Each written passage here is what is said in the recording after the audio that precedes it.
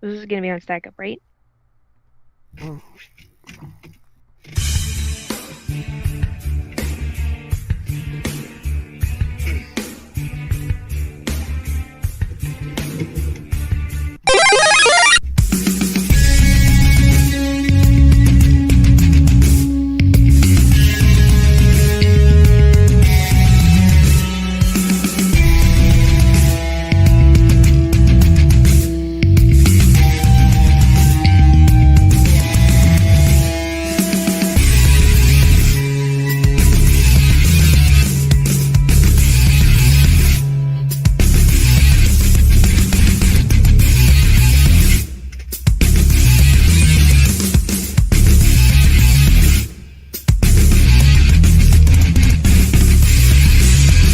What is up, guys? I am your friendly neighborhood Wrestle Gamer. Welcome back to WrestleDOWN, the discussion of wrestling now.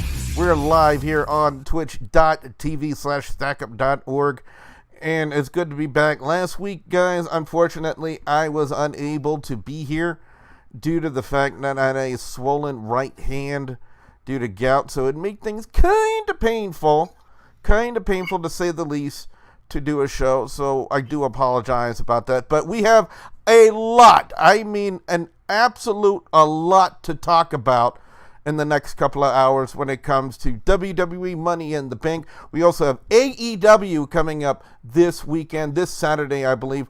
We also have NXT TakeOver 25 to look forward to as well.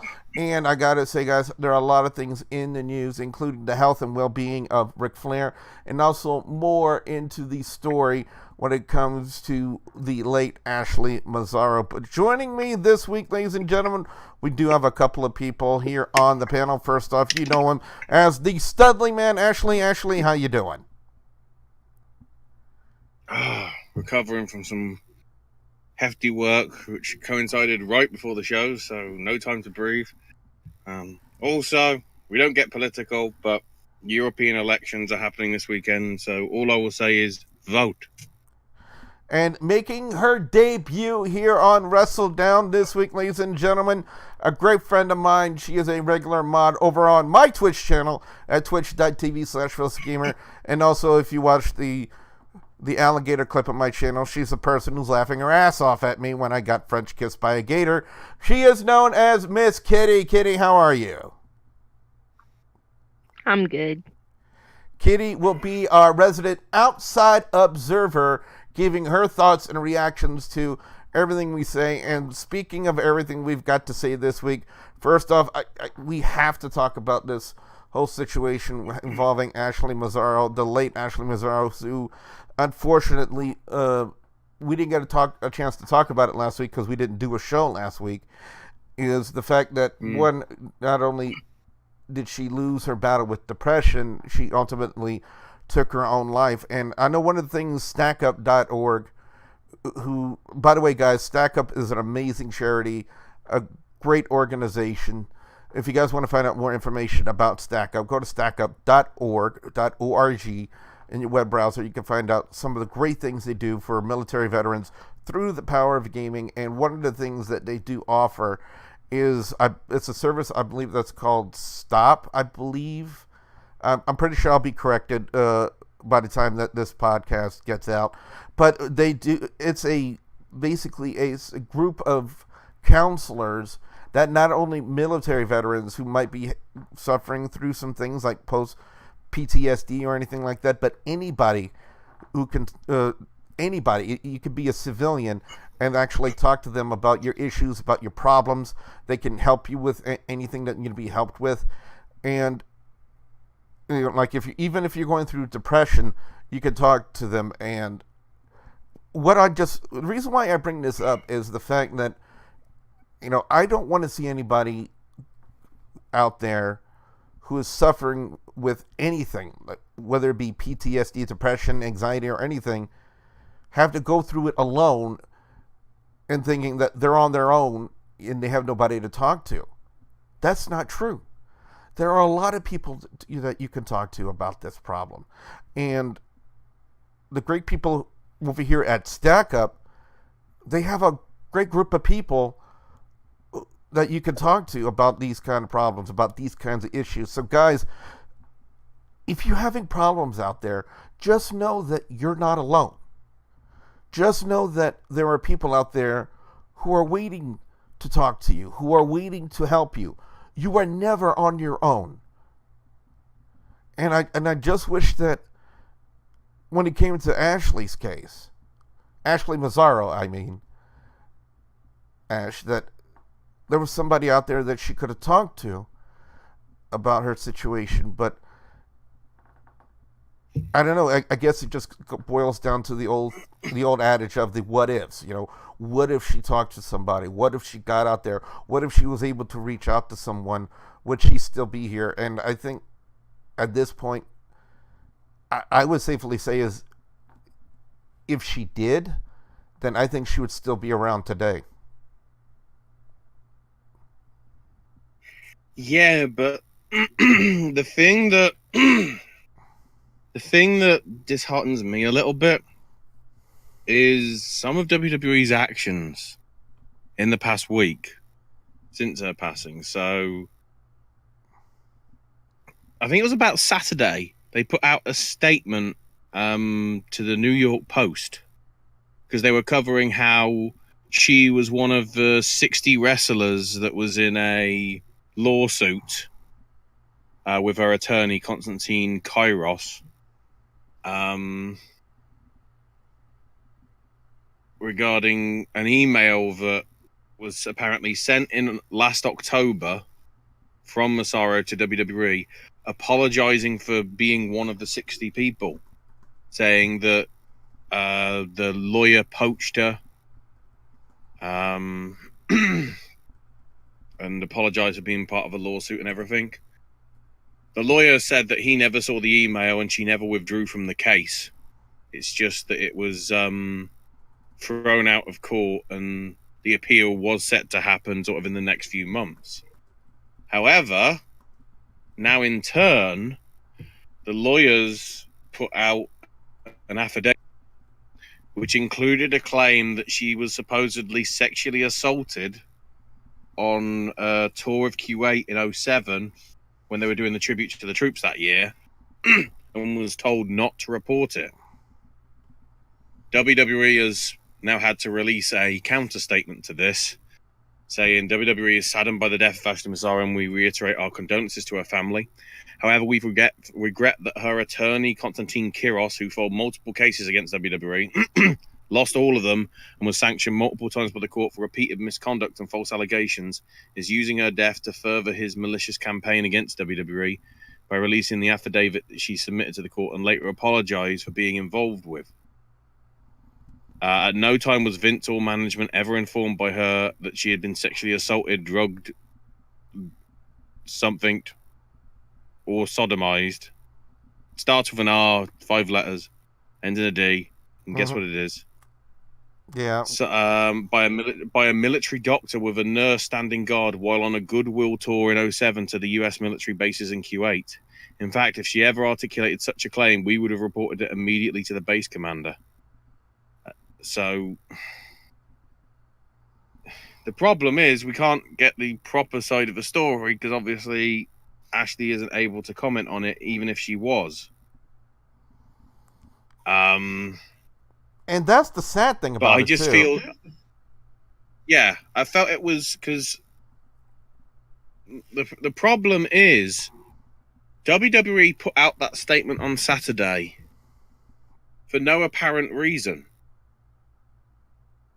Because by doing that, then the lawyer had dirt to say, oh, look, here's this affidavit of this allegation. So there's, WWE is saying, the lawyer's using her death to further the campaign against us. None of it would have happened if you hadn't put out the statement to the New York Post saying that she sent an apology thing. So I'm wondering whether it's another bit of publicity that they've done where they haven't thought what the repercussions of it are. And I find it's kind of sad that WWE is actually using this to basically imply a cover-up scandal in a sense, but to the degree, the fact that they're saying that the lawyer representing everyone was actually 100% completely incompetent. Supposedly. The problem is, because it's 60 wrestlers, that's a lot of, evidence that has to be gone through.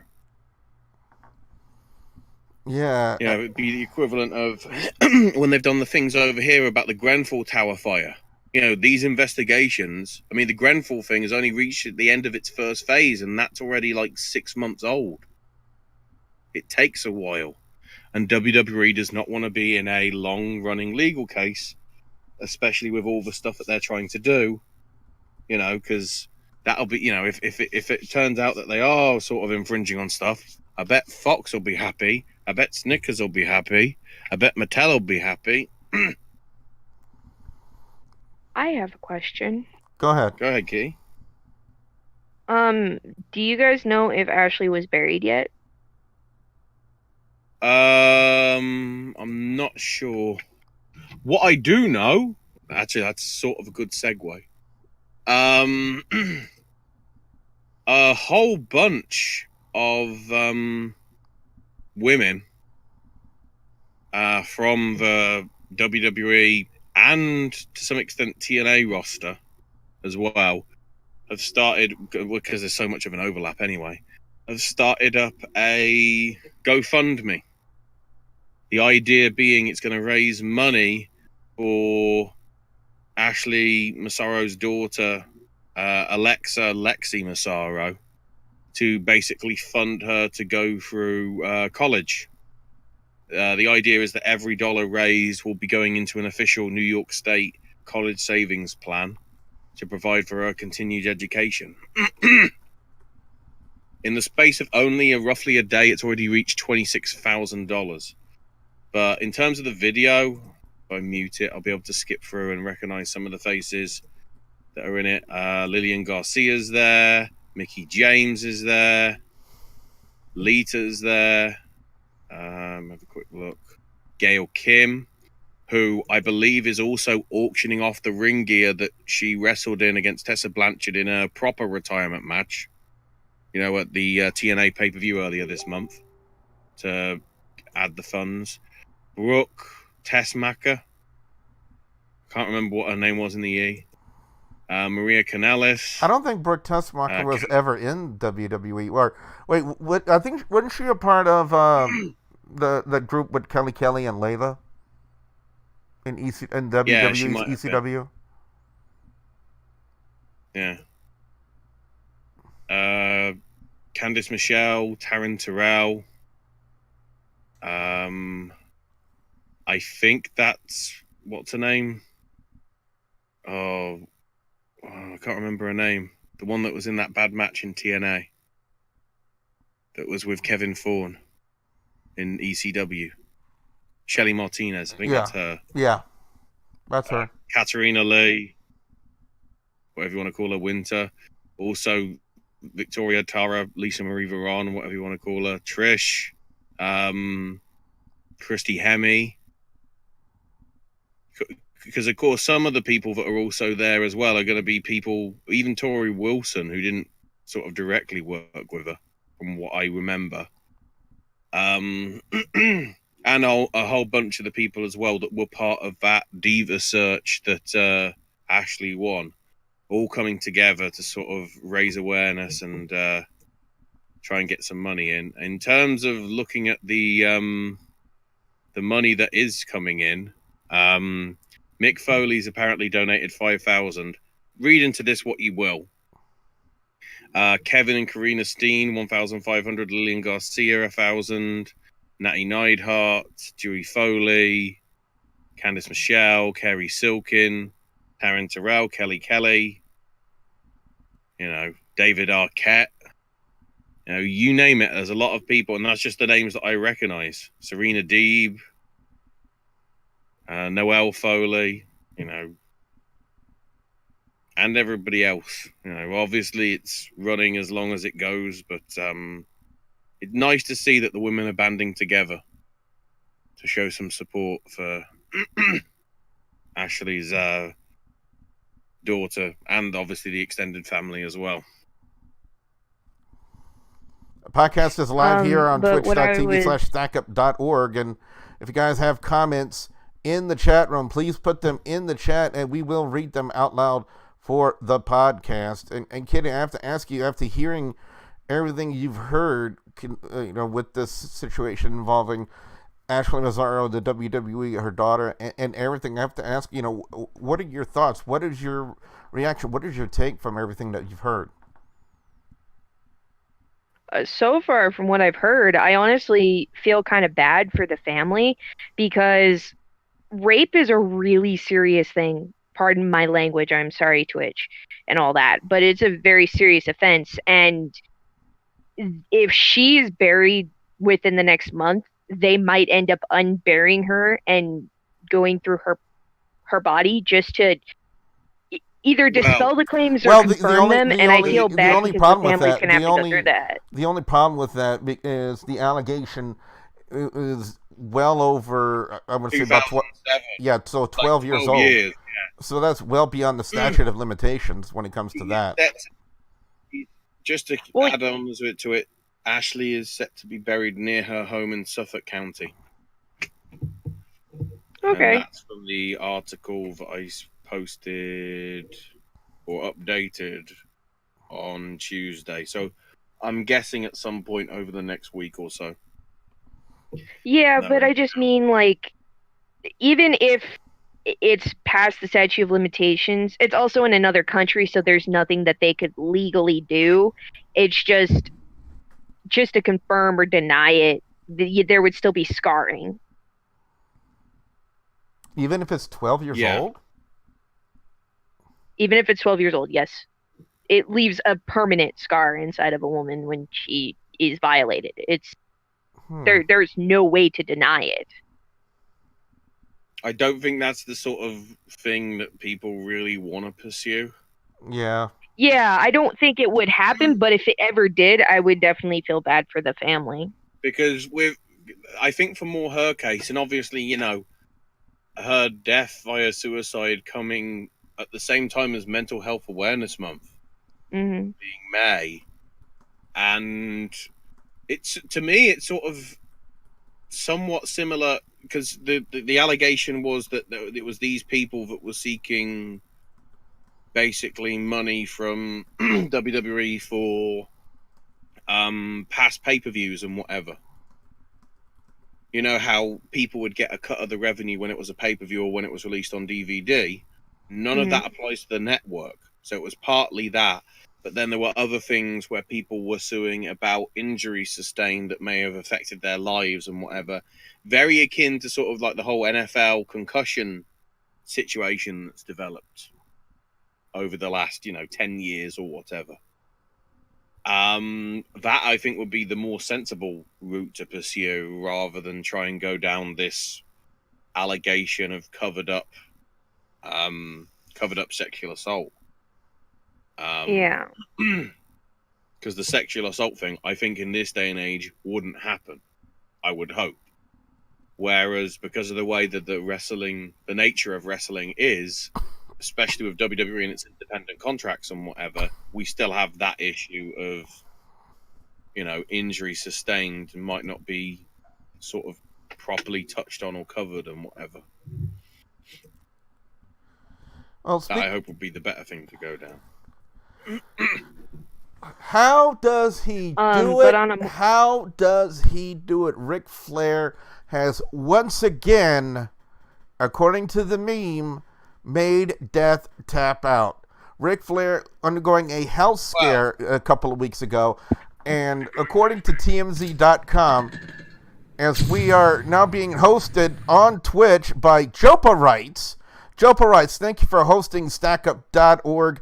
Again, guys, it's StackUp.org, an amazing organization dedicated to helping our military veterans through the power of gaming. And if you guys have more information or want more information on what StackUp does and all the information pertaining to StackUp and the various charities that they're involved with, please go to StackUp.org. WrestleDOWN.org in your web browser, and you can find out all the details about what Stack Up does and what a great charity Stack Up truly is. And Joe Rice, thank you very much for that, for hosting Stack Up. And back to what I was saying really quickly, according to TMZ.com, Ric Flair has undergone successful heart surgery, and is now resting comfortably at his home. And I gotta wonder, what's it going to take to put this guy down? I'm not saying that as a mean thing or anything, that I want something bad to happen to Nature Boy Ric Flair, because he's the Nature Boy. He's the 16-time former World Heavyweight Champion. He's the Hall of Famer, 2-time Hall of Famer. I don't want anything bad to happen to him, but it seems like anytime like there's a health scare involving Ric Flair, somehow, some way, he skirts by. Well, the problem is you're being suckered in by TMZ. Oh. So this was, yeah. You should have just let me. It was scheduled surgery. Mm-hmm. It wasn't like anything that was sort of life or death. Basically, the idea was the surgery was either set to take place before StarCast 2 or after StarCast 2. And because he wanted it out the way, he decided to have it before the event. So he was taken to the hospital on Thursday with the procedure set to be done on the Friday. However, it got postponed until Monday to address some complications that needed to be taken care of first. But like regular sort of complications. Not like when he had the heart attack a few months back. Or last year or whatever. It was just a sort of regular surgery. But do you feel the meme still kind of holds out? Oh, still, because Flair tweeted, "The Nature's home. Thank you to all the incredible staff and doctors at Gwinnett Medical Center. Once again, I'm so thankful for all my family, friends, and fans for all the love. At this time in my life, I never take it for granted. I will be back up and wooing in no time." So because of this surgery, being obviously he needs rest. So he's not part of the StarCast 2 festivities that were planned. However, they have done some very good, I'd say, ultra last minute changes for that. But we'll get to that later.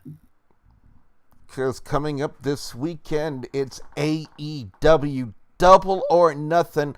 I gotta say, probably one of AEW's most highly anticipated shows. We talked a little bit about it a couple of weeks ago, but the fact that the match between Pac and Hangman Page wasn't going to be happening, and now that Hangman Page would be facing a mystery opponent, we would find out the identity of this mystery opponent the day of AEW Double or Nothing. But that's not the only match that's going to be happening this weekend, is it, Ash? Ooh. We need to hold off. Really? Because there is a little concern that is starting to spread on the social medias. Go on. Word is, and I can't get the tweet. Wait, hold on, Ash. Before you go, that Uncultured Barbarian in the chat says, "Am I the only one who, because of the Nature Boy, yells out a woo every time I hear that music used in a commercial? I get strange looks from time to time, but I don't care." And you know what, Barbarian, we are on the same level, man. We are in the same wavelength when it comes to that, because whenever you hear that music, the very first thing you think of is the Nature Boy Ric Flair, because his career is so legendary, it's so historic, and it's so Hall of Fame worthy that he's got 2 rings to his credit for that, one by himself and one as part of the 4 Horsemen. We're right there with you, Uncultured Barbarian, right there with you. So, the thing that got tweeted out by SODUTW or Rover, who's one of the guys that is a pretty good source for various sort of rumors. Supposedly, Adam Page got injured in that match with Pac. Oh, no. And may not be able to compete at Double or Nothing anyway. which is a bit of an awkward situation. In all honesty, I'm hoping that is just the rumor and innuendo, and it turns out to be, correct. I mean, are there any reports out there like substantiating, with some, confirming the injury and what the legitimacy of the injury is? Nope. So I would take it with a grain of salt. The only match that Adam Page has wrestled, I think, this past month is the one that happened at WrestleGate in Nottingham. Which we didn't even talk about that because technically that happened this past weekend. Okay. So, obviously it was supposed to be Page versus Pac at Double or Nothing. This then got accelerated to happening in the UK just randomly last Saturday. The case being, apparently, Pac refuses to lose matches whilst he's Dragon Gate champion. Because he doesn't feel that losing while as champion will make the Dragon Gate Championship look good. Because he's losing to somebody. Basically, they got word from Dragon Gate that there was no plans for Pac to be losing the title anytime soon. So they made the adjustments. They flew Adam Page out on their own costs. Did the match, which ended in a DQ finish, which technically Page won via DQ. So that's how you get round it. Pac didn't lose, but technically in the books he loses via DQ. The idea being that Adam Page is supposedly hurt. Whether that's actually really hurt, or whether it's work hurt, my word, I hope it's work hurt, because I want to see him on that card. In some shape or form. But yeah, by the sounds of it, Pac will only be doing stuff in All Elite when he isn't Dragon Gate champion. They still paid him what he would have got paid for Double or Nothing for the show that they did in the UK. But he won't be an active member of the roster until he is no longer Open the Dream Gate champion. So what means we only have... Go ahead. We only have 9 matches on the card as it stands. 2 pre-show and 7 main card. And what are these said matches? So on the pre-show, we've got Kip Sabian versus Sammy Guevara, which I wouldn't be surprised if the British guy goes over because it's being shown on free television over here. So it's like, yeah, put the British guy over on British television, obviously. And then we have the 21-man Casino Battle Royale, featuring Sonny Kiss, Brandon Cutler, Ace Romero, Glacier, Brian Pillman Jr., Sunny Days, MJF, Joey Janela, Dustin Thomas, the man with no legs. Expect him to be very astonishing to some people that have not seen any of the Game Changer wrestling shows over the past couple of months. Time out real quick. Kitty, you heard that statement correctly. There is a wrestler on the indie scene who works matches with no legs. Kitty? Okay. Not like a wow, it's just accepting, which is brilliant. That's what it should be. Because Dustin's has some really damn good moves in him. Because it's obviously all about his upper body strength and doing things like that, he is exceptional if you do go and see it. Any of the clips that are probably on YouTube, because people are like, whoa. Billy Gunn's in it, Jimmy Havoc's... If anything, it's more inspiring than anything that he's able to overcome his disability, overcome the hurdle of him not having any legs, for him to achieve and live his dream as a professional wrestler. True, and discovered by Joey Janela as well. He seems to have this trend, finding people. He found, what's his name? Marco Stunt. He found Jungle Boy, who's also in the match, by the way. Billy Gunn's in the match as well, Jimmy Havoc. Michael Nakazawa, who is a crazy man.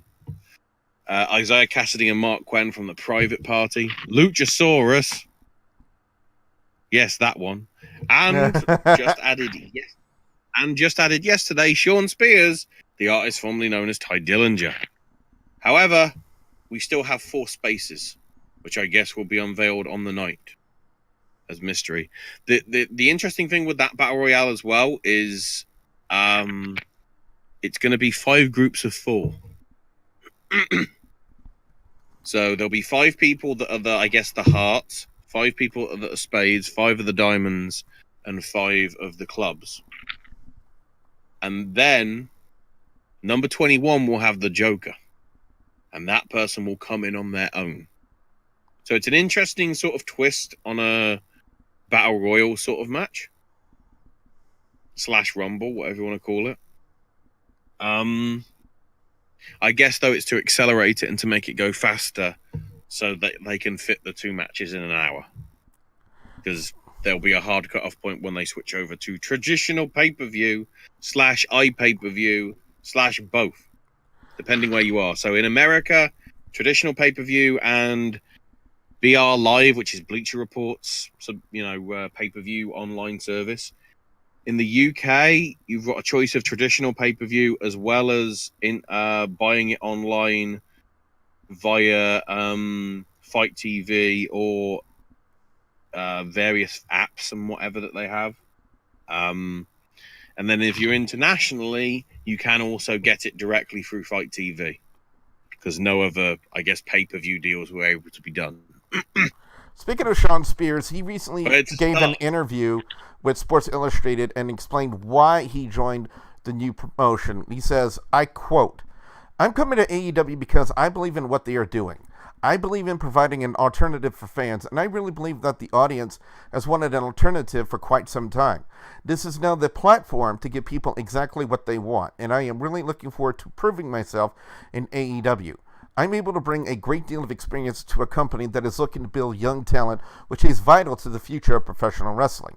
I've known Cody Rhodes for a very long time, and in terms of this endeavor, there are no better 4 guys than Cody, the Young Bucks, and Kenny Omega that I would trust to put this together. AEW is history-making, and when the chance presented itself to be part of something so groundbreaking, I wasn't going to wait around any longer."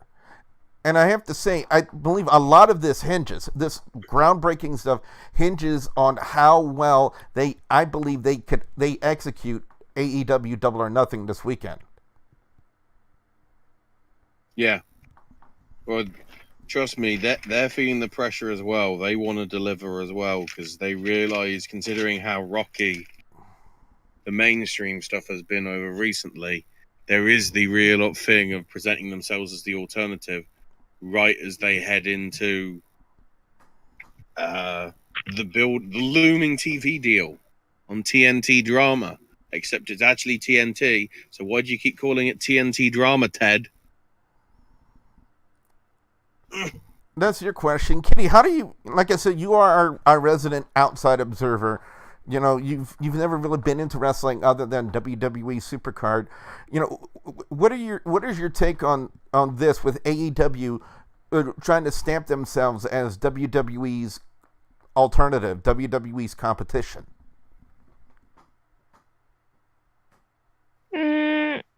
I mean, it never hurts to have a little bit of competition. Even if it's not truth, it might stir up some reactions that would be entertaining for the audience, so I wouldn't mind it. And to some extent, go ahead. To some extent, we had eventually had it this week with what evolved into the 24/7 title. Oh no! Because when it launched, it was bad. Yes, horrendous. Now, as soon as R-Truth won it, we found its purpose. It's supposed to be the sort of light-hearted thing to add some sort of interest and sort of humor into the stuff rather than just boring, terrible stuff. Yeah, because Monday on... But we know back on our stream Monday night, you had a very much different opinion about the 24/7 championship, and a lot of fans also had a very much different opinion of the 24/7 championship. And Mick Foley's actually gone out and made a statement blaming himself, saying that he was the reason why the 24/7 championship wasn't well received by the WWE universe. Do you agree with that assessment? Partially. He didn't convey it right, but they probably told him just get the belt over and didn't give him that much of a script because they thought it was safe. I know we don't go into politics, but as soon as Mick Foley said we need to make Monday Night Raw again, I was like, who wrote this? Who actually wrote this? The whole concept of the first champion being crowned via basically a scramble match, or as I call it, the reverse battle royal, considering how well that worked in TNA, was stupid. Then Rude sort of stealing the win, it was just like it was like the bad sort of 24/7 stuff.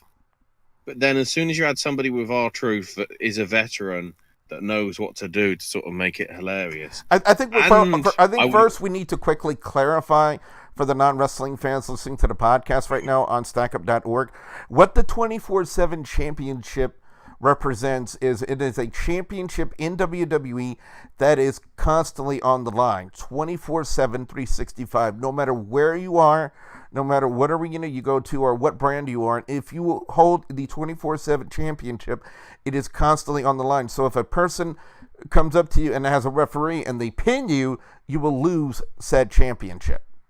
It's basically no different than the DDT Iron Man Heavy Metalweight Championship in that promotion.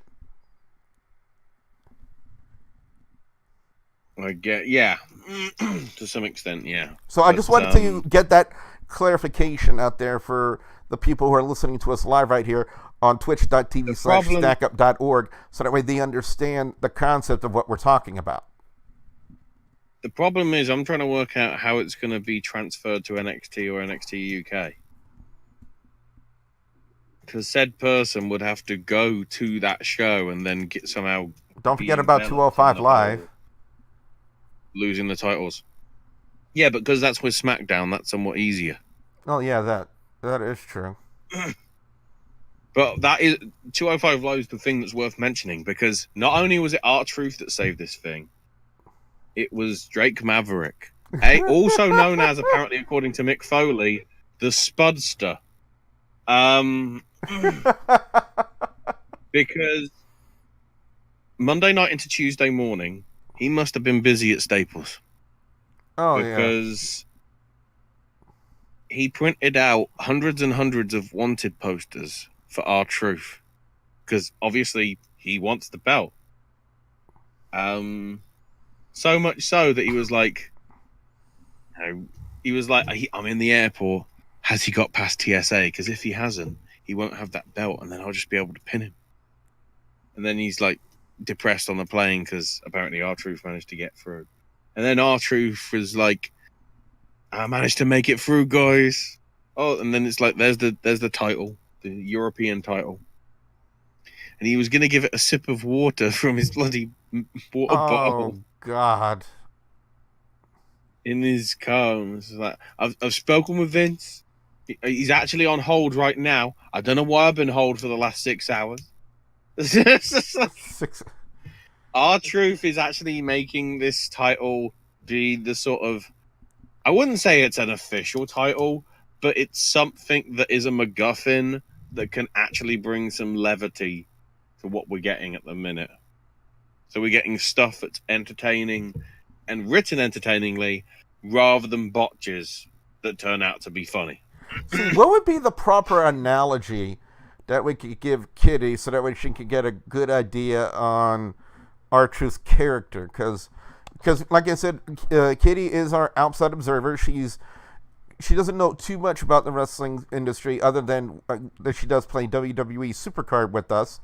So what would be a good analogy that we can give to Kitty about R-Truth so she can kind of get like a good grasp, a good idea of the kind of character R-Truth is? He's a bit wacky. For a long time, he said he had an invisible friend named Little Jimmy, who actually was referenced in that video of when he was giving the title some water. So he's like the Flash's arch nemesis, the Puzzler? Or is it the puzzler? I can't remember his name. Ugh. I mean, to some extent, he's a bit eccentric, I would Yeah. say. He's a sort of like, he's sort of, to some extent as well, a child in an adult's body. I think that would be a good Okay. analogy. Because one time he made a flub by accident, saying they're like the wrong town. And then that just became the sort of gimmick. So it was like, we're in New York. What's up, New Orleans? So things like that. No, but purposely sort of being a little dim-witted. Also thinking he was in matches that he was never in, and at one point... Yeah, he was in the Women's Money in the Bank ladder match a year ago. Yeah. He fought. Various things like that. Sort of wacky stuff, but it's enough where obviously he's going to drop the belt at some point over the next week, I'd say. The weird thing is if he showed up at the NXT Combine that's happening, which we'll get to as well. Some crazy stuff happening there. I was going to try and go through the rest of the Double or Nothing card. Go ahead. We got distracted by the other stuff. So, the main card itself, the match is announced because supposedly there are still more maybe coming.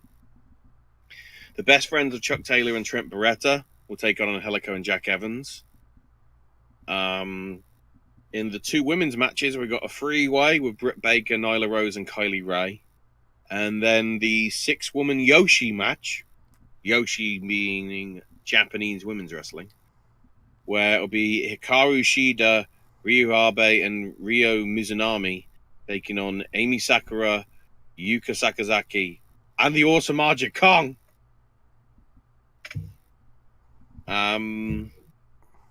We also have SoCal Uncensored of Daniels, Kazarian, Scorpio Sky taking on the Strong Hearts from OWE over in China via Japan of Chima, T-Hawk, and El Lindaman. And then the big three, arguably, Cody versus Dustin in the Battle of the Eras. The Young Bucks defending the AAA World Tag Titles against the Lucha Brothers. Spoilers, I think the Lucha Brothers are winning because apparently the rematch for whatever happens in that match happens in Mexico 3 weeks after Saturday. So no time to rest, guys. And then Jericho versus Omega will be main eventing. The added twist that was announced by, of all people, Jack Whitehall, who I don't know why they chose him to be the face of the British side of AEW, because I think he's an annoying prat. The winner of Jericho and Omega and the winner of the Battle Royal on the pre-show will face each other some point down the line to crown the first ever AEW World Champion. So all of a sudden, that pre-show Battle Royal means a lot, because it means you're getting a match with Jericho or Omega, I would guess probably at the All Out show, or the rumored All Out show, which will be in or around September time, right before they kick into the TV product. But AEW is not the only show that's upcoming. We mentioned it a little bit earlier about StarCast 2. Ashley, want to tell us about StarCast 2? Yeah. So I'm trying to bring up the link because I know. Wow, it's telling me it's waiting to start. I never knew. I mean, I did. So, it's a 4-day, to some extent, event going across multiple things. There's a lot of stuff happening there as well. I mean, What Culture Wrestling Inc., Cultaholic. A lot of the guys are going to be a separate area, sort of doing podcasts and things that aren't being streamed directly on Fight. There's also a Viceland Theatre, which is showing the Joey Ryan documentary, the Kenny Omega documentary, and also the Dark Side of the Ring series, like a loop marathon sort of loop at various points. There's also a show which is comedy with Ron Funches and friends, and there's another one where it's Ron Funches and X-Pac get high. Huh? Well, marijuana is legal in Vegas, Oh. But they're gonna. as apparently is prostitution. So Oh, God. some people will be having fun. I mean, Go ahead. marijuana is also legal where I live, so No, but like some of the people, like Matthew of Botchamania, is British, but because he's in Vegas, I guess it's fair game. I don't know. Crazy stuff something happening, but the stuff that is being broadcast on Fight, I think, is very interesting. So originally, at I'm trying to think Eastern, 9:30 Eastern. It was originally supposed to be a Four Horsemen sort of talk thing. That is obviously off the table now. However, instead, I think the more appropriate thing, the show is simply entitled Remembering Owen. Because, of course, today is the 20th anniversary of Owen Hart's passing.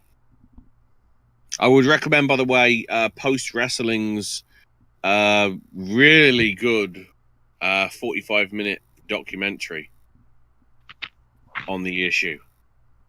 The most surprising thing to me coming out of it is finding out that Jim Ross was literally told about his death and having to report it to people about 15 seconds before they went live. You know, basically the idea was we need to tell them about Owen, and Jim's like, wait, nobody's told me anything. What's happened? And Kevin Dunn was like, oh yeah, he's passed away. You need to tell him. Coming back in 10, 9 is like, wow. But yeah, it's a great listen. Owen Hart's final day, a post profile. Just a really good listen. Jim Ross is hosting it. I'm guessing Brett's going to be part of it, and a bunch of other guests as well that aren't listed. Ash, I think before we go on, again, Kitty is our outside observer. She doesn't know the Owen Hart story very well. Okay, the TLDR. At the time, he was in an angle where he was portraying a character by the name of Blue Blazer that was supposed to be a superhero sort of person. And he was coming down on a sort of harness, very similar to how Sting did in the mid to late 90s. Directly sort of like not zip lined in, but sort of quickly lowered down on sort of a pulley, directly down sort of thing. Sting is the guy with the black and white face paint on his face. You see him on Supercard multiple times, Kitty. I don't know. So, I mean, it's explained more in the documentary. They didn't get the usual people that they did for the rigging. The rigging people said there was nothing wrong with it. And when they... In fact, they rehearsed it like 2 or 3 times with their own people and once with Owen that day, if I do remember what they said. Yeah. They triggered it. Something went wrong, and he fell about 60 feet. Directly into the ring. Narrowly missing referee Jimmy Corderas as well. And he passed, it's arguable whether he passed away sort of in the ring or whether it was while he was being transported to hospital. But the thing is as well, it was in the middle of a pay-per-view. And they kept the pay-per-view going. Which in hindsight probably was not the right thing to have done. You know, imagine if Silver King's death from a few weeks back, they just kept doing the show. Wouldn't look great. So yeah, that'll be a very interesting watch later on. which I will definitely be catching. There's also going to be an evening with Cody and the Bucks, hosted by Alex Marvez, one of the 3 commentators for the stuff. Then starting tomorrow for Friday, JR and the King together. Meanwhile, at the same time, Behind the Paint with Sting, hosted by Tony Schiavone. So it's like, which one do I watch? Oh no! Jeez. The Taz Show live at the same time as 83 Weeks with Eric Bischoff, covering actually the whole 83 weeks with special guests as well. Then another interesting one that's just entitled Arn. The moral of the story, the moral of the situation is Arn has a live mic. Oh my god. So, yeah, get to hear from the man himself and tap into the mind of one of the greatest singers. Arn Anderson, for those of you who don't know who we're talking about. Yeah, one of the 4 horsemen, recently got released from WWE after at least 2 decades, maybe.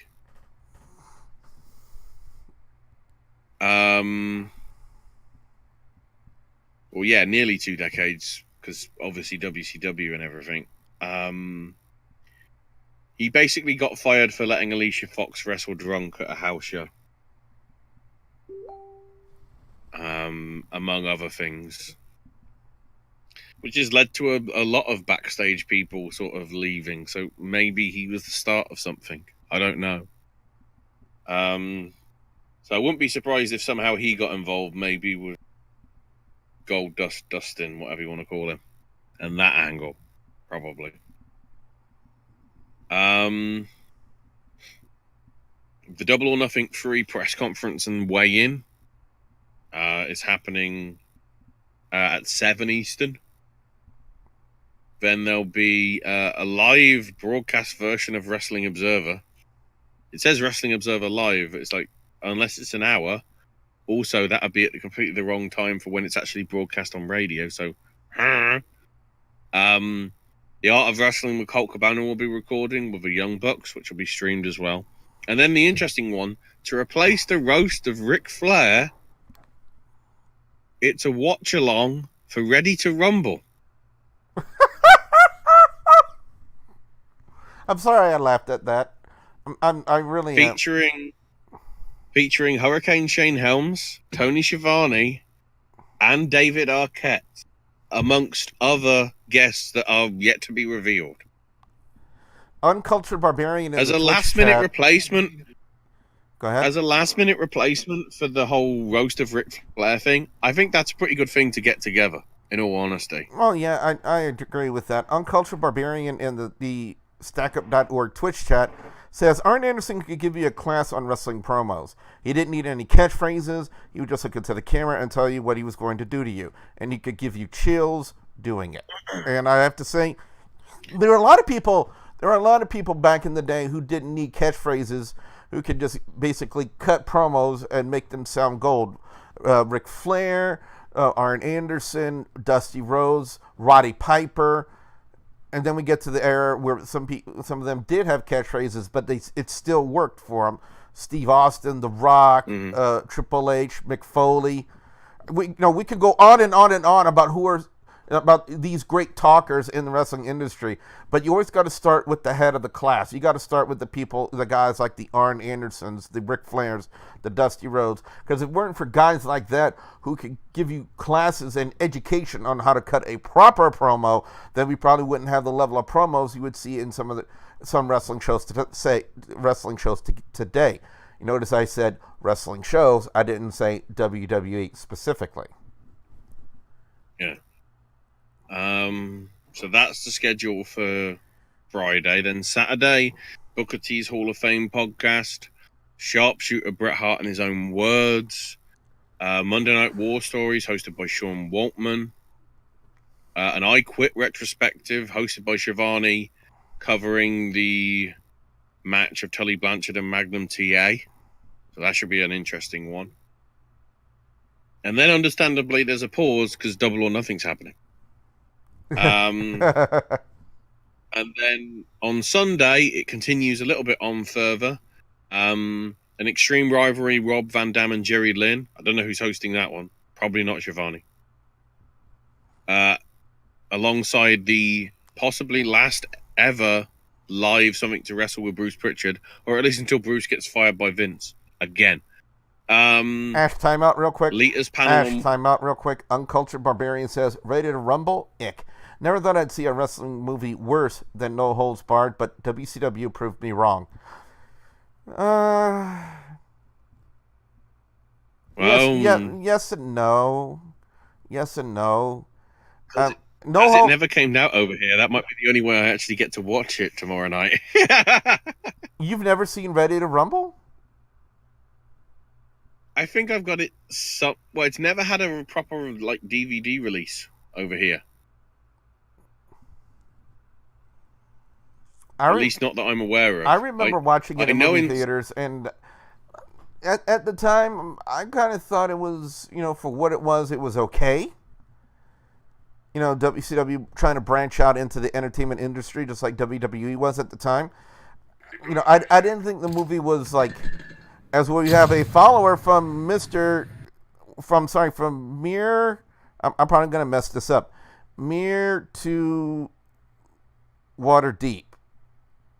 I'm sorry I butchered your name like that, but thank you for following StackUp.org. Again, guys, WrestleDOWN, the discussion wrestling now, is live every Thursday at 1 p.m. Central Time right here on twitch.tv/StackUp.org. I highly encourage you guys to come follow the channel and check out not just WrestleDOWN, but all the great streamers here on the StackUp Twitch channel. So again, Mir to F Waterdeep. Again, I apologize. I know I didn't say your name correctly, but thank you very much for following StackUp.org. Ashley, go ahead. I think that's supposed to be Mert of Waterdeep. Mert of Waterdeep? Oh, now I see it. I need to learn to read. I apologize. So yeah, it's like a D&D tag, D&D name. Oh, really? I did not know that. Continue on the Sunday. Continue on the Sunday stuff. We've got Lita's panel on women wrestling. At the same time, Crazy Like a Fox, remembering Brian Pillman. Talk is Jericho. Live recording.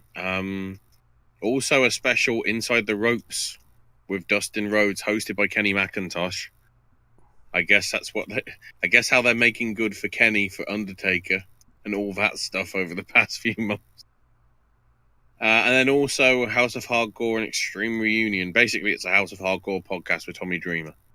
Probably means Rob Van Dam and Jerry Lynn from earlier on in the day. So all that as a package is $60. You can buy them individually.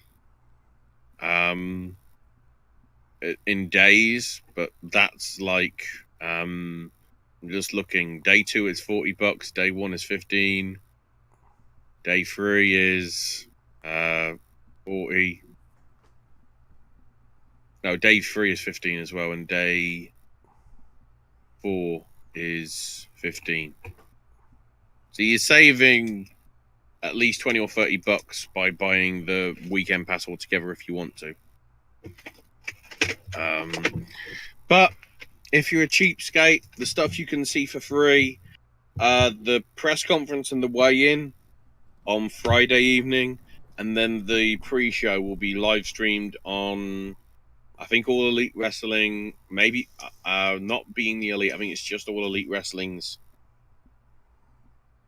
YouTube, as well as I think it's being broadcast. It's being broadcast for free on TV here in the UK on ITV4. I don't think it's free on any TV stations in Americas, because Americas. They say Americas. I think he did. I think he quite did. Americas. Also, clarification: Ready to Rumble only came out direct to video in some places like Finland, Australia, and Japan. I don't know if it got a cinema release over here. I was only 11 if I did, and did not realize that movies existed at that point. I guess, maybe. And the best way to describe Ready to Rumble is wrestling meets Dumb and Dumber. Oh, sorry, no, not Dumb and Dumber.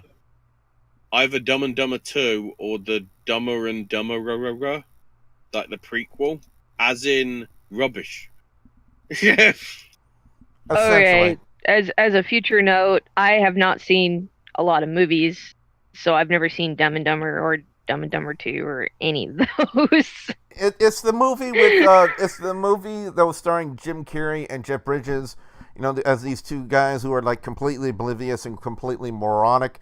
And so it's basically a version of the Two Stooges, in a sense. You know, Three Stooges minus Dude, one. where's my car? Yeah, I don't even know whether you've seen that. Okay. I've seen the Three Stooges, so. Got a Rotten Tomatoes score of 23. Yeah, but Three Stooges is talented. Ready to Rumble was not. And the publicity that came out of that was David Arquette winning the WCW World Title in real life, not just in the movie. Which is a decision that Vince Russo, one of the lead bookers in WCW at the time, actually stands by that decision to this very day, saying that it was a decision, it was a move that made people talk and still talk about this day. Yeah. In a very negative light, Vince Russo, in a very negative light where you basically just slapped the entire wrestling industry in its face by putting a championship on an actor. An actor who's had how much experience in the wrestling industry? Not a lot. Now, to his credit... At that point, not a lot. Yeah. More experience now. Yes. But was he known for wrestling back in the day? No. He was known for being a movie star, being an actor. And you want to slap the entire wrestling industry in their face. You want to slap Diamond Dallas Page, Sting, Booker T, the Steiner brothers. You want to slap all of those guys in the face by putting your championship on an actor. And Uncultured Barbarian in the chat says, my feelings about Ready to Rumble probably comes from me being a huge WCW fan and watching them put the title... Ironically, this is what we were talking about, putting the title on David Arquette to promote that movie. I was watching that night, and I had to leave the house and walk out into a rainstorm to keep myself from throwing one of my steel-toed work boots through my new television. Almost made me quit watching wrestling that night, and you've watched since the 70s. There are a lot of people out there who feel exactly the same way as you do, Uncultured Barbarian, me being one of them. Because I feel that there were so many guys who worked their ass off in the industry who deserve to be recognized as champion. And you're going to put your title on an actor just to promote a movie which was semi-good at best? And I'm being very, very, very generous when I say that. To me, that's a slap in the face of people who work in the wrestling industry, people who have been involved in the wrestling industry, and the fans of the wrestling industry with that move. And Vince Russo actually has the unmitigated gall to come out on his Twitch streams and say, I still stand by that decision as one of my best decisions ever. Now, one of your best decisions was leaving wrestling, Vince Russo. Because you, just like Vince McMahon, you have lost the plot. You have lost the plot. Bro. I just like saying the word bro. That's all I've got to say. That's all I've got to say. That's how much respect I have for Vince Russo. He may have done good work in the past, in WWF, in the World Wrestling Federation, but the stuff he did in WCW and the stuff he was doing now, it's utter garbage. I mean, I don't know where Russo's mind has gone or why he thinks he's so high on the totem pole that he thinks he knows everything there is to know in the wrestling industry. But Russo, to me right now, is in the gutter. He is trash. in my opinion, when it comes to the wrestling industry. That's just my personal opinion on him. Basically, I'm going to say this. Jim Cornette is a more well-established name than Vince Russo is. Moral of the story is we've only got 50 minutes to cover WWE. I guess that's good. Well, speaking of that, let's start with Money in the Bank that happened this past Sunday. And for the kickoff match, it was the SmackDown Tag Team Champions Daniel Bryan and Eric Rowan taking on the Usos. Take this into consideration, if you will. Daniel Bryan was the WWE Champion for months. In fact, I believe it was the week before Survivor Series when he became champion. And he was in many featured matches in WWE pay-per-views up until WrestleMania, where he lost the championship. Now, I'm not downplaying the tag team titles one bit, but look where he is now. He's on the kickoff show as part of a tag team match. Now, overall, I felt like the match did what it needed to do, even though I'm left wondering what exactly was the point of the match other than a time filler for the kickoff. The only way this match was possible was due to this ridiculous wild card rule, which makes the brand split utterly pointless. The Usos picked up the win, but in the long run, Ashley, I have to ask, what was the point? Because it's kind of meaningless, wouldn't you think? Yeah. Yeah. And Christ, yeah. Up next, which actually kicked off the pay-per-view, was the women's Money in the Bank ladder match with Natalya, Mandy Rose, Bayley, Carmella, Naomi, who cosplayed as the DC character Honeybee from Teen Titans. I wonder how many people out there actually knew that. And Nikki Cross, who took the place of Alexa Bliss when WWE Medical wouldn't clear her, Ember Moon, and Dana Brooke. Now, last year's women's Money in the Bank ladder match didn't impress me too much, but this year it was kind of different. I was actually impressed with a great deal of the ladder spots in this match, which tells me, Ashley, that the women weren't afraid to take ladder bumps at all.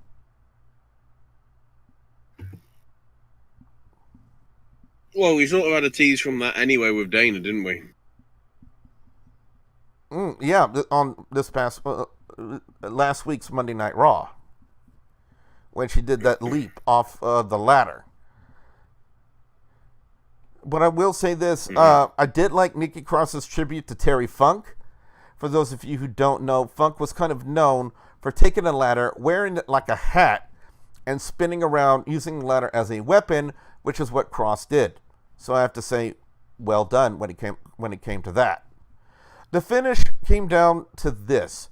Sonya Deville was helping Mandy climb up the ladder until Bayley rushed up the ladder, shoved both of them off, and took down the briefcase, becoming the 2019 Miss Money in the Bank. Actually, I got to ask you, what are your thoughts on that?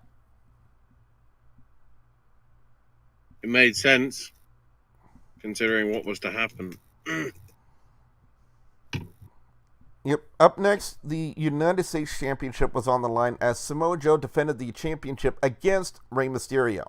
Now, this title match was extremely short, and to this day, I feel like it had something to do with the possible broken nose Joe suffered on the seated senton spot by Mysterio when he came to, because when he came up, his nose was bloody and looked like he had a break right in the middle, but they also played it up with a bit of controversy. Mysterio went for a Hurricanrana pin, but Joe's left shoulder was completely up off the mat, but the referee still counted a 3 count, awarding the match and the United States Championship to Mysterio. This would not deter Joe from seeking vengeance and pummeling Mysterio in front of his son Dominic. Now, actually, I personally think the controversy finish was the planned finish. However, I still believe that they had to shorten the match due to the injuries Joe sustained. Yes. That's what it was. It was cut short due to Joe being injured. And lo and behold, in the beatdown that Joe did, Mysterio got injured as well. So that is why the fate of the title is up in the air for what's going on. Up next, there was the steel cage match as The Miz, took on Shane McMahon. Now, for several weeks leading into this match, we've seen Miz and Shane implement a steel chair against one another several times on Raw and SmackDown Live. So going into this match, it was safe to assume that a steel chair was going to come into play one way or another. Now, in the past, when it came to steel cage matches, the majority of them, the only stipulation on how to win would be the first person to escape the cage. These days, it's just become one of the ways to win, with pinfalls and submissions being added to them. Now, I don't have any issues with that. I just felt like it should be mentioned due to the fact that 70% of the match was Shane trying to run away and Miz catching him before he could escape. One instance, Miz had to drag Shane in, and somehow Shane had a steel chair with him. Hello, Mr. Chair. However, before Shane had a chance to use it, Miz got to it first and wore Shane out like a dirty rug with shot after shot after shot from the chair. Now, I know what you're thinking. I know what everyone out there is thinking. Because coming into this match, I was thinking the same thing. What insane stunt were we going to see out of Shane? Back at WrestleMania, and Kitty, listen to this. They did an insane suplex spot off a 20-foot platform. Now, it did look like we were going to see something in the form of a skull-crushing finale off of the top rope, but it was quickly countered, and that certain insane spot we were all wondering about didn't happen. The finish, however, came down to Miz struggling with Shane at the top of the cage. However, Shane slipped out of his shirt, fell to the floor, and won the match, thus escaping from the Miz. And one has to wonder, Ash, are we left feeling a little disappointed that we didn't see that insane stunt out of Shane? Because he's got to do it in Saudi. Yeah, but Kitty, think about that. Think about what I told you about WrestleMania. Think about that, a suplex off of a 20-foot high platform. And that is, I have to show you that. If there's a YouTube video, I don't know. But, if I can find a way to show you that insane stunt they did at WrestleMania, I'm going to find a way to show it to you.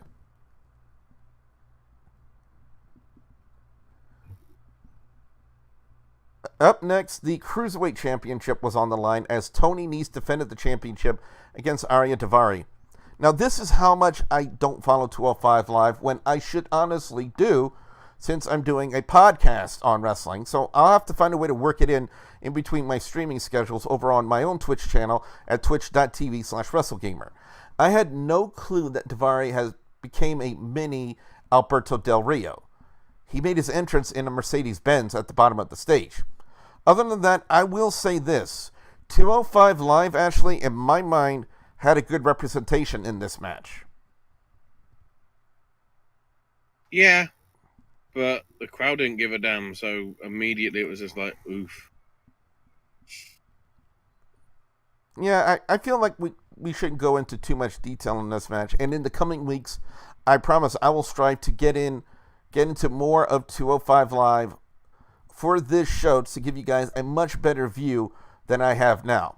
The finish of the match was Nese hitting a running knee shot, which apparently, and this is according to WWE.com, Ashley, it's called the Running Nese, to pick up the win and retain the Cruiserweight Championship.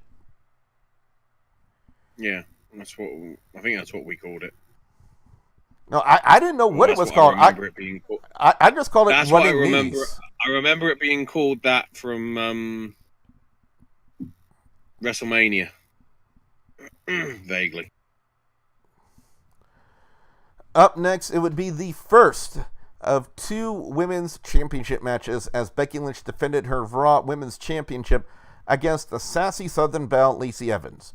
First off, what in the blue heck, or should I say in this instance, green heck, was Evans wearing at Money in the Bank? Jeez, that's all I'm going to say. And secondly, in my opinion, Evans' performance proved that she was just as green as her outfit. A lot of the spots she did were quite botchy, and sadly, a little cringy to watch. it was quite evident, in my personal opinion, that Becky had to carry her in this match just to make the both of them look good. Even the referee messed up his spot during the finish of the match. Evans had Becky rolled up for the pin, and the ref just stood there looking like a goof. I mean, there was a 1, 2, 3, but instead of counting, he just stood there like an idiot.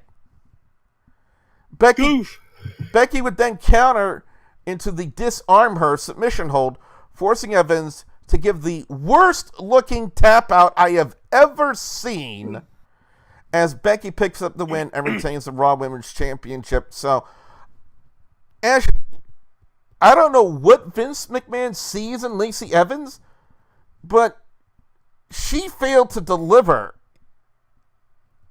at all. Too green. That's all I need to say. And what about the referee for the finish of the match? Well, considering it wasn't Drake, I don't. So Becky retains the Raw Women's Championship, but she wouldn't be done quite yet. Because out would come Charlotte Flair. Yes, they did look a little bigger, for those of you who know what I'm talking about. And for her SmackDown's Women's Championship match. And as expected, Flair would have the advantage over a worn-out Lynch here. Lacey Evans would play a pivotal role here, as behind the referee's back, Evans would connect with the woman's right to Becky from the outside, which led to Flair hitting the big boot on Becky to pick up the win and become the new... Whoa. Do not be selective. Before that, after being hit with a woman's right, which, finishes matches, Becky still managed to roll up Charlotte. And then the boot came. More nonsensical booking. Well, essentially here, Charlotte Flair became the new SmackDown Women's Champion, a 9-time. Evans and Charlotte would continue the beatdown on Becky until Bayley came out to make the save. Charlotte would go for a spear, but missed, colliding into the turnbuckle, laying motionless. Bayley would cash in on Charlotte, hit her top rope elbow drop, and became the new SmackDown Women's Champion, much to the adulation of the crowd in attendance that evening, Ash.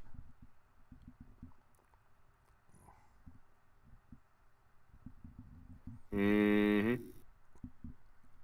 Up next, it was scheduled to be Roman Reigns taking on Elias. However, backstage, Elias would crash a guitar on the back of Reigns, came out to sing a song, tried to leave, but Reigns cut him off with a Superman punch, dragged Elias back into the ring, bell sounds, hit the spear to pick up the win. I honestly don't feel the need to talk about this match any further, considering how shortless and time-wasty this whole thing was to begin with, Ash. Yeah, pretty much.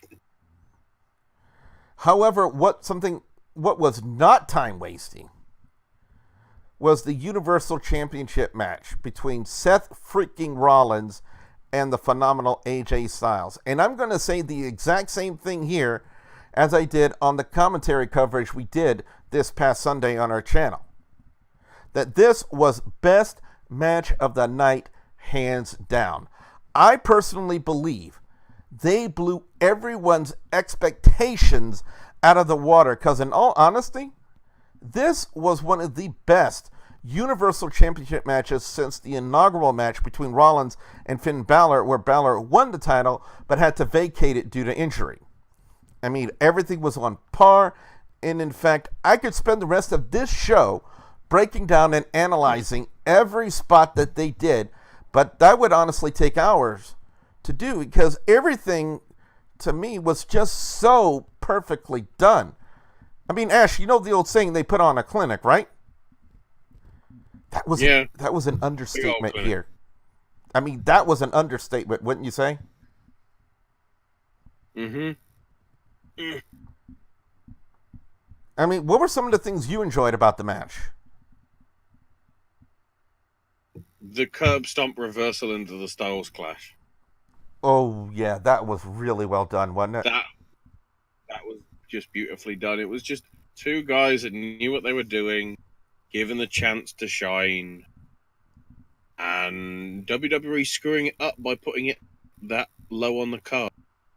Because arguably the quality of that match made the match with Heaven and Kofi feel not as good. But whereas if you did here's something that WWE did dishonestly when it came to doing their results page on their website. They put the WWE, the way they structured it in their recap, they placed the WWE Championship basically saying that that match had happened before the Universal Championship match. Oh, we're selectively booking. God. I'm not surprised it's WWE. Well, let's just say this. The finish of the match was Rollins connecting with the stomp to pick up the win. And after the match, both men, out of respect, shook each other's hands. And I have to say, the pay-per-view could have ended right there, and I would have been happy. Because that is how main events should be done. Mm-hmm. However, speaking of short and time wasting, as we were talking about earlier, hello, Lucha House Party getting devoured by Lars Sullivan. I mean, did you guys honestly think we were going to go into great detail about this? No, the only detail is Lars Sullivan's beating up minorities. Who thought that was a good idea? By the way, was there any report on the him getting busted open the hard way? Yeah, it was I think it was the headbutt. I think one of the whatever the material is on Kalisto's mask just cut the head the right way to cause a gush. Not like a chug gush like Eddie Guerrero back, 15 years ago nearly. That just goes to show you, for the non-wrestling fans who are listening to us right now on StackUp.org, accidents still happen in the wrestling ring. And again, two instances just from Money in the Bank is one, the situation with Samoa Joe and the broken nose, and two, with Lars Sullivan headbutting the mask of Kalisto and busting himself open. Those things were not planned. Those were accidents. So if anybody out there is thinking that WWE planned this, they planned for Joe to have his nose broken. They planned for Lars Sullivan to bust himself open by headbutting the wrong part of Kalisto's mask. You are seriously off your rocker if you think they actually planned that. I just wanted to get that out there and make sure that everyone had a good understanding of where we stand on this, that those two incidents were not planned. That's like saying Sid Vicious maliciously planned to have his leg broken in WCW in 2001. And for those of you who don't know what I'm talking about, Google Sid Vicious WCW broken leg. And I promise you, you'll understand what we're talking about when it comes to that. I figured I wanted to make sure that everyone who listens to the podcast has an accurate understanding of where we stand when it comes to that. Yeah, but oof. Yeah. And Kitty, I don't know if you would want to Google that or not, because let's just say it is deemed as one of the worst wrestling injuries of all time. I'm good, thank you. Up next, the WWE Championship was on. Smart move. Very smart move. I'm a pussy. I'm not going to look up injuries. Oh, pussycat. No. Pussycat. Yes, I'm a pussycat. Yes. Then again, apparently, according to Impact Wrestling, you can say son of a bitch, but you can't say tits and ass. Okay, as I get banned off Stack Up. Up next, the WWE Championship was on the line as Kofi Kingston defended the championship against Kevin Owens. Now, was this match going to be on the same level as the Universal Championship match? No. As Martin Two Hype says, well, before we go any further, Martin Two Hype has a question for everyone. He wants to know, what are our favorite matches of all time from every pay-per-view? That would have to be another show in of itself, because there are so many to talk about. Every pay-per-view? Yeah, because there would be... Hang on. Go ahead. I'm trying to get a list. I don't even know if it's numbered. So every pay-per-view since 1985. Also, you have to realize that I have never seen any wrestling ever, so I would have to binge watch it for the rest of my existence to get caught up. But I think one that immediately, for me, comes to mind, Martin, is you have to go all the way back to the very first WCW Clash of the Champions. I believe it was in 1988, I believe.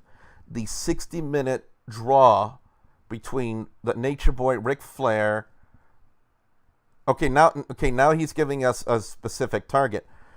Okay, Money in the Bank matches from 2010 to 2019. Whew, there are a lot of good ones.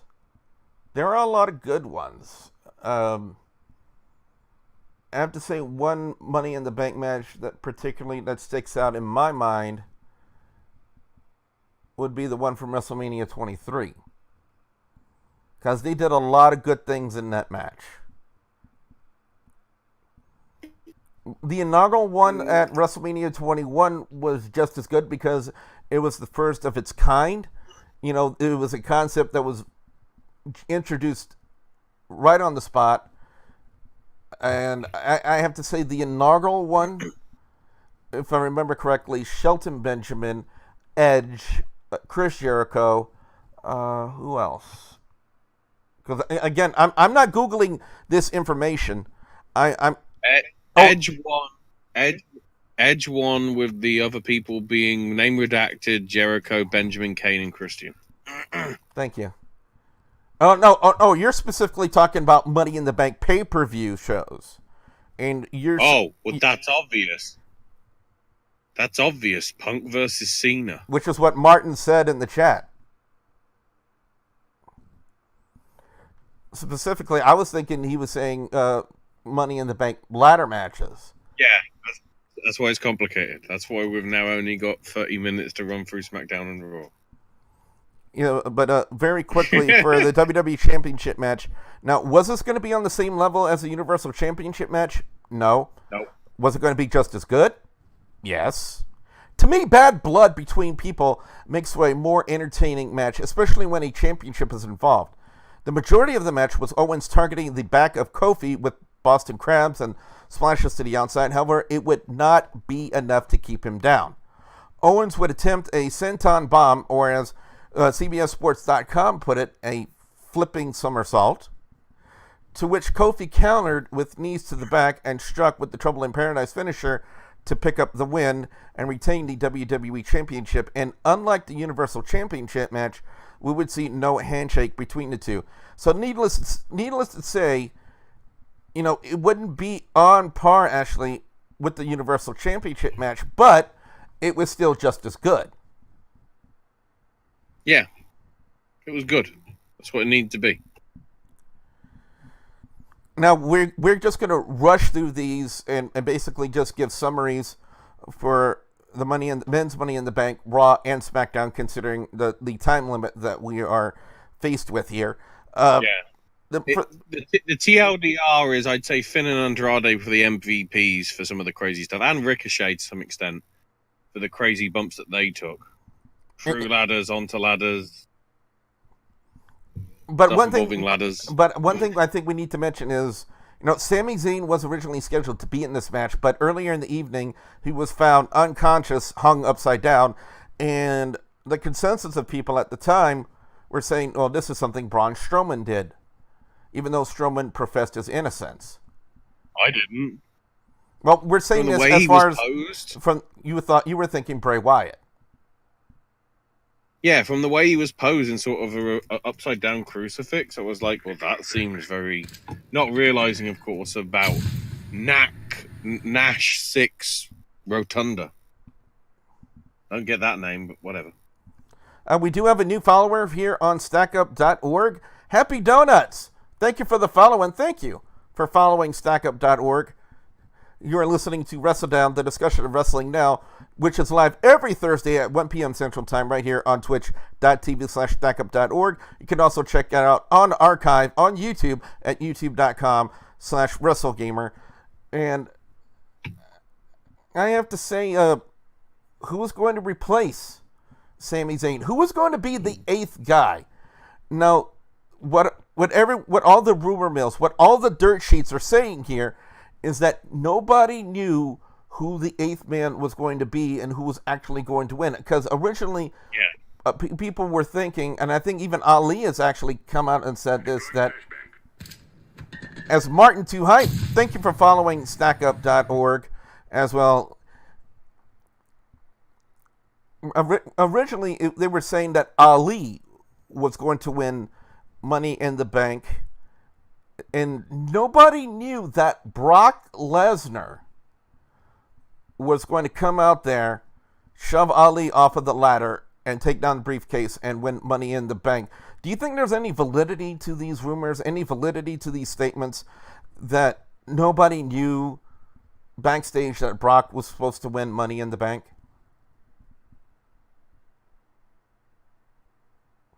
Yeah, I mean, they kept him hidden away.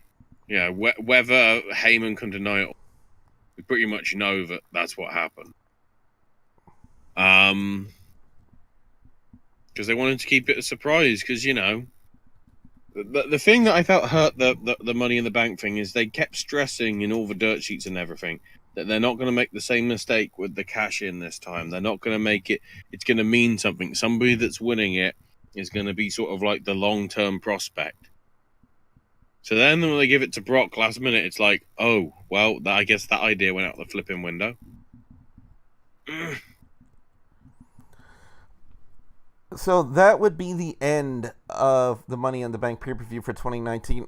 I will say this. For a lot of the matches, it did what it needed to do.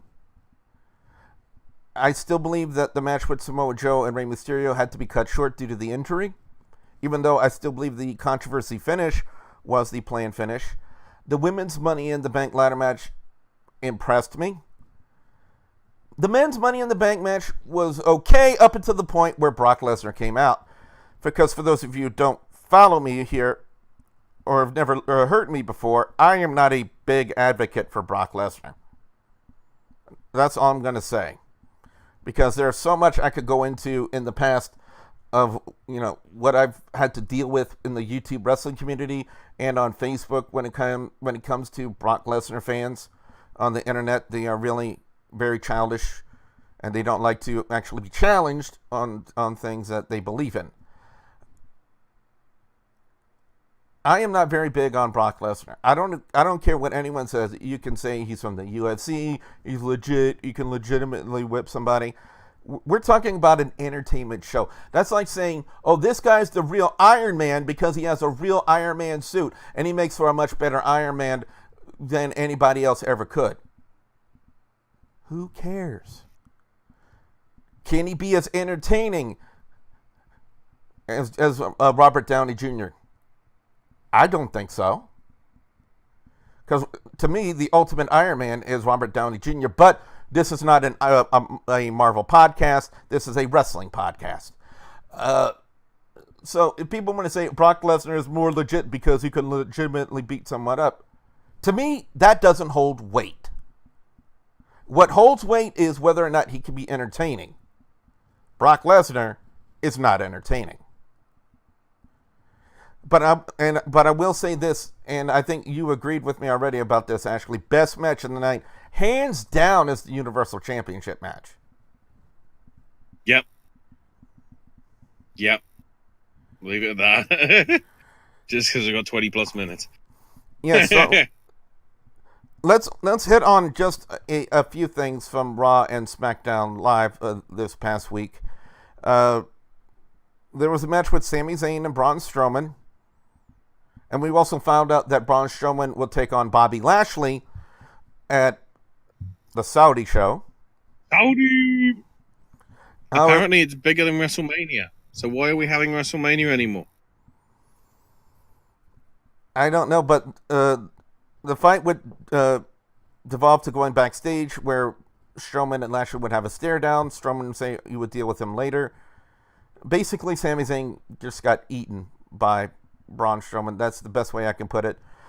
Brock and Paul Heyman would also be there as well. They would talk about, how the champions should both be paranoid because, Brock Lesnar has the money in the bank and so on and so forth. Paul Heyman can still be good on the microphone when it comes to cutting promos, but for God's sakes, give him some new material to work with. Because he's rehashed a lot of stuff over and over again, and I think there are only so many times, Ash, that I can say, you know what, I can forgive him because it's Paul Heyman, but they need to give him some new material. I did like the anticipation comment, though. Rocky Horror all the way.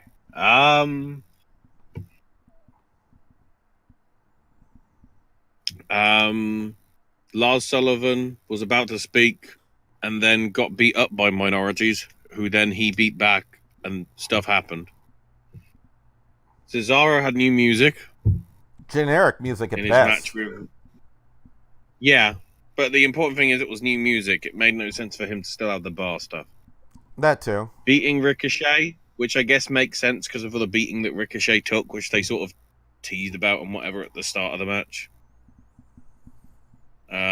Roman's facing Shane at Super Showdown. Oof.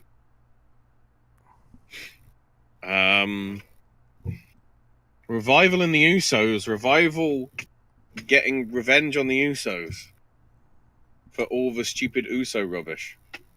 Of which it's worth noting, Corey said it was, the Usos were being stupid. Michael Cole said it was funny. It's locker room humor. With Corey retorting, that kind of humor's funny until you turn 6. So I never knew that in one match, the Revival would become faces over the heel Usos, and Corey Graves would become a face ring announcer to Michael Cole as a heel.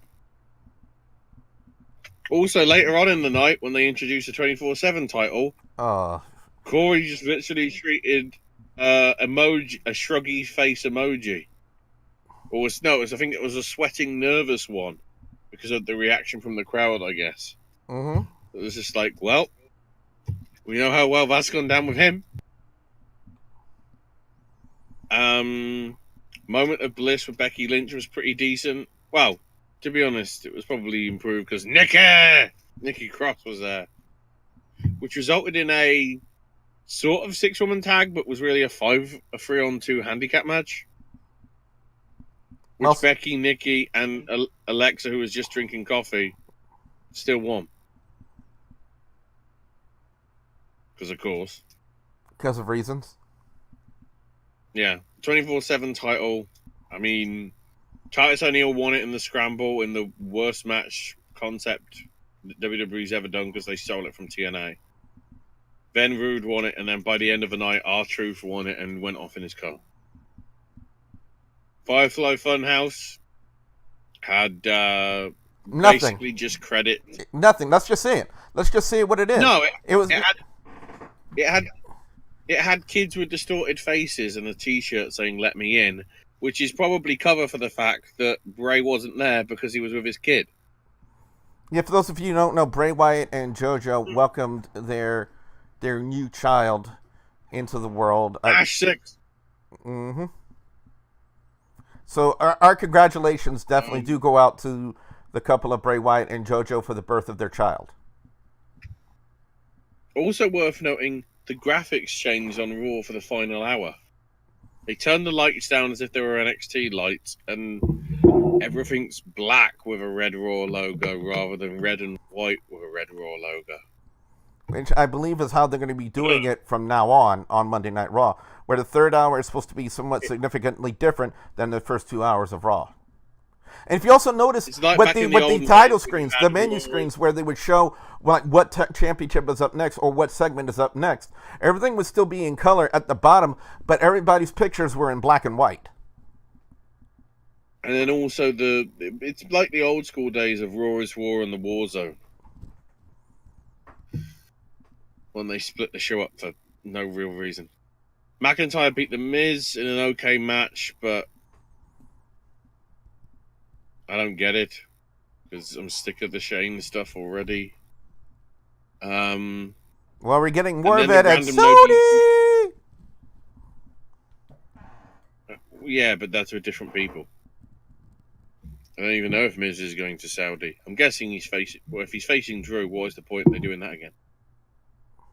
And then the no DQ tag match with Kofi and Rollins versus Corbin and Lashley. Corbin in the main event for like the third week running. Has Vince not learned his lesson? Apparently not, because even Martin has said it. The Money in the Bank ladder matches were so bad since Baron Corbin won. Well, I will say this: yes and no. I mean, last year's women's Money in the Bank ladder match wasn't really anything to take home, or talk about.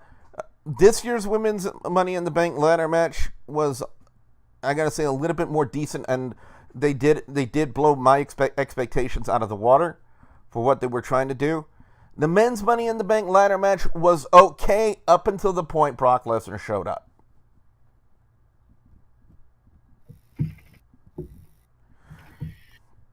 So, the TLDR for SmackDown, Big E returned. Who was that first dude in the Big E outfit? Was that ever revealed as to who that guy was? I think it was just some backstage guy, I don't know.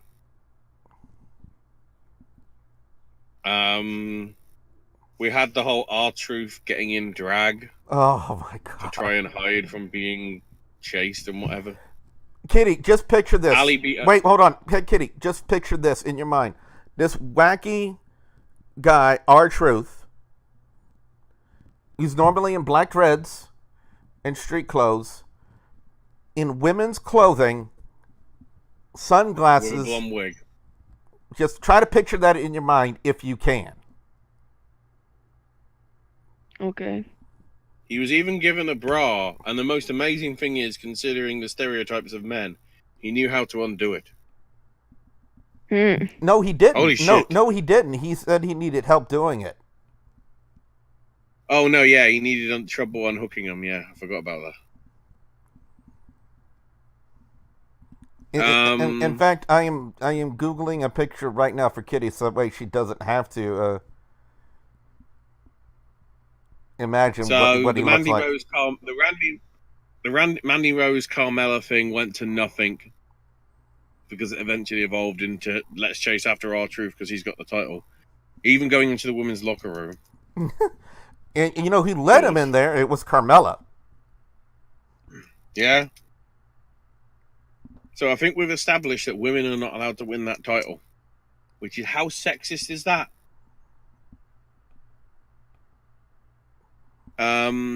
Kofi beat Sammy.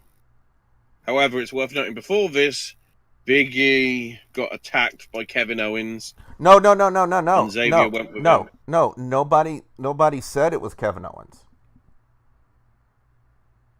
They just said They just said that he was attacked, but they didn't know by who. It was Brock Lesnar. No, but then, what happened after the match? After the match, we would get a good idea as to who exactly attacked Big E. Maybe. All we know is Ziggler attacked Kofi. Dolph, to be honest, for those of you who don't know, Dolph Ziggler is back on SmackDown Live after being gone for 4 or 5 months? Probably, yeah. And the only reason he's there is because Kevin doesn't want to go to Saudi. He's the last-minute replacement. Because it was supposed to be Kevin. I think that's why they're trying to write Kevin as being attacking Big E, because then that becomes a storyline that they don't have to do in Saudi and whatever.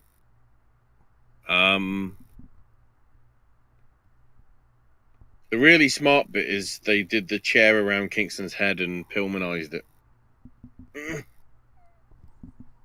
Which basically means like wedging the chair round his neck and sort of stomping on it to make it look as if, you know, you're hurting him.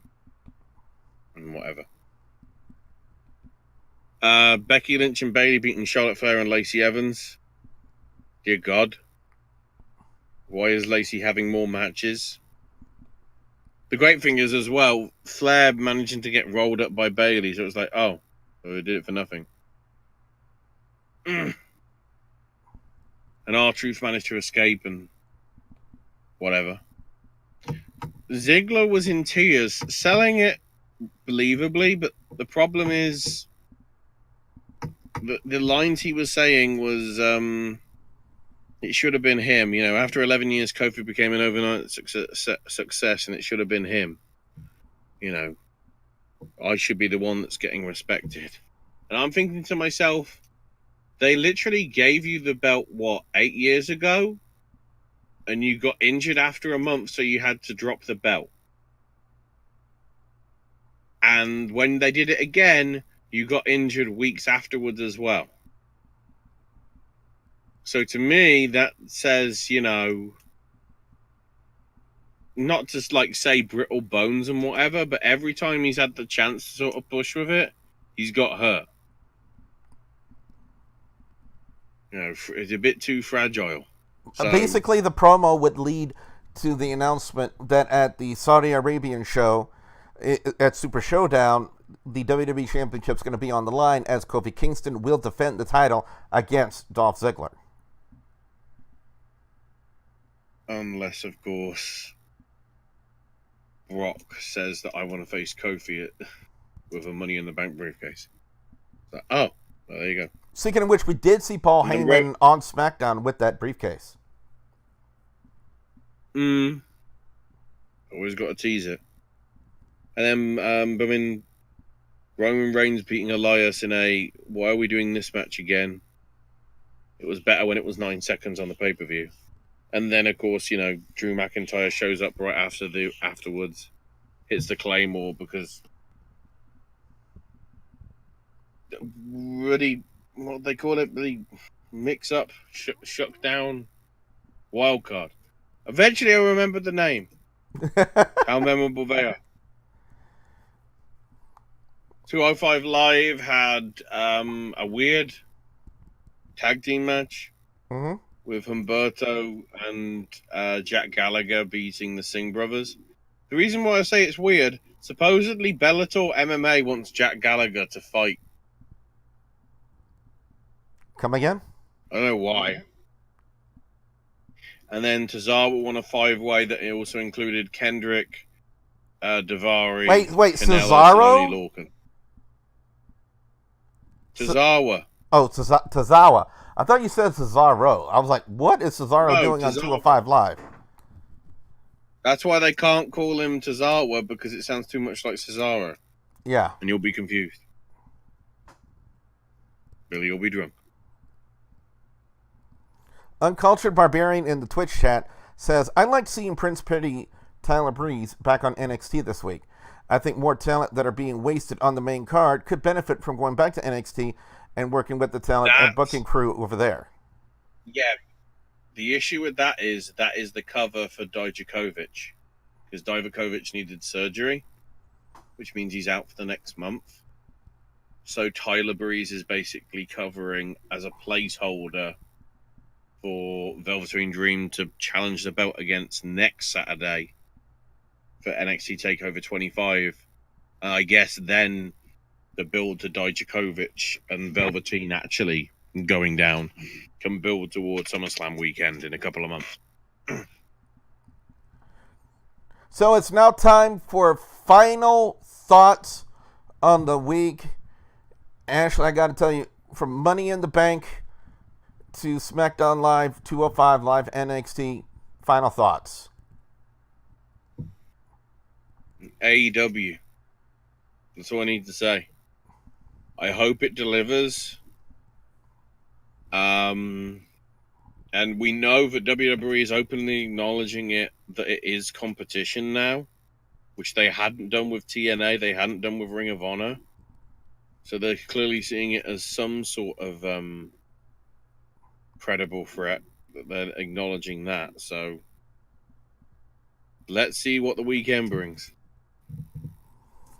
Kitty, being our outside observer, giving your thoughts and reaction, what final thoughts do you want to leave everyone with the podcast this week? Being an outside observer, this all sounds kind of interesting. I might get into wrestling depending upon if I get time and the money and all that. Oh, just to add in addition to the Remembering Owen thing that they've just announced in a few minutes ago. Jim Ross is hosting it, and the special guests will be Jerry Lawler, Davey Boy Smith Jr., and Mark Henry. Good panel. My final thoughts this week, I have to say, I really did enjoy Money in the Bank. I thought it was actually really well done. And like I said before, the women's Money in the Bank ladder match really defied my expectations. The Universal Championship match, really, really well done. Considering the talent that were involved in the match, Seth Rollins and AJ Styles, you have to expect a five-star quality match, and that's exactly what we got out of them. Kofi and Kevin Owens was good too. Men's Money in the Bank was okay up until Brock Lesnar. I think I've said that 3 times now here on the podcast this week. Raw was Raw. I'll say that. Raw was Raw. The introduction of the 24/7 Championship, I just looked at the belt and wondering, okay, what dime store, department store did they get this from? I do like the concept behind it. It's just the execution and the design of the title belt. It's like, ugh. I don't know any other way to describe it other than ugh and oof and stuff like that. Just noting some of the dirt sheets, because I guess they're doing the publicity now because the Starcast, talking to the people is starting. Dustin Rhodes is quoted as saying, Cody and I were told the WrestleMania match wasn't good enough to be on the WrestleMania card. So if it's a Barnes Borner on Saturday, what does that tell you about WWE? Whee! And of course, I was a little bit left disappointed on SmackDown Live this week because of no appearance of the Kabuki Warriors. Anyway, guys, that is going to do it for WrestleDOWN, the discussion of wrestling now. On next week's show, we will definitely be talking about AEW Double or Nothing, giving our thoughts on it. We will also talk about any news that comes into light, including more about the Ashley Mazzaro situation. Also, maybe a future health update on Ric Flair.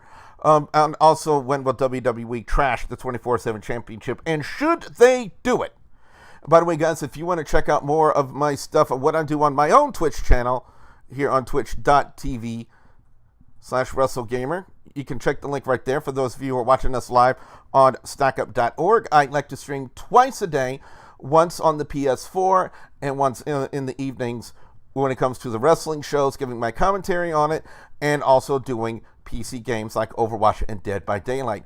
My thanks to the Studley Man, Ashley, and of course, my good friend, our outside observer this week, Miss Kitty, for joining us. Again, guys, drop a follow for stackup.org here on Twitch if you haven't yet. And for those of you who are watching this on YouTube right now, be sure you click on that bell icon and leg up the subscribe button so that way you guys will never miss out on another video right here on my channel. So with that being said, I'm your friendly neighborhood Wrestle Gamer, reminding all of you guys out there to just stay awesome.